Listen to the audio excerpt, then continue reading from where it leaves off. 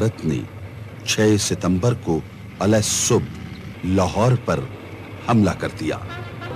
वतन के सिपाहियों के लिए अपनी वफाओं का अहद पूरा करने का वक्त आ गया था। पाकिस्तान के 10 करोड़ अवाम जिनके दिल की धड़कन में ला इलाहा इल्लल्लाह मुहम्मद रसूलुल्लाह की सदा गूंज रही है, उस वक्त तक चैन से नहीं बैठेंगे जब तक दुश्मन की तोपे हमेशा के लिए खामोश न हो जाएं।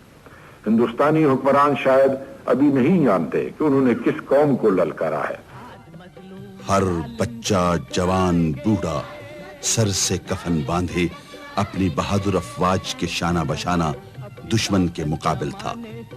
खालिद और तारिक की रिवायात के अमीन, हैदर किरार के वारिस आज फिर कुफ्र के मुकाबिल थे।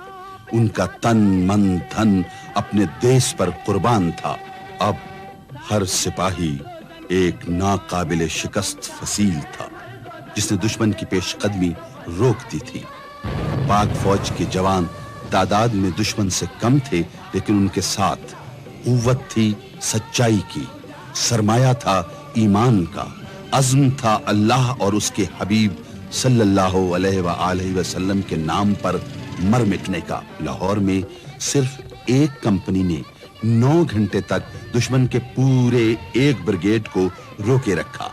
लाहौर के जिमखाने में ऐशो इशरत की महफिल सजाने के ख्वाब देखने वाले भारतीय कमांडर अपनी 3 डिवीजन फौज के बावजूद बीआरबी नहर पार न कर सके। वो लाहौर का सेक्टर हो या कसूर का महाज, पाकिस्तानी कौम एक सीसा पिलाई हुई दीवार थी जिसे टकराकर दुश्मन की फौजी कुव्वत पाश पाश हो गई और पाकिस्तानी जांबाज जंग को दुश्मन के इलाके के अंदर ले गए।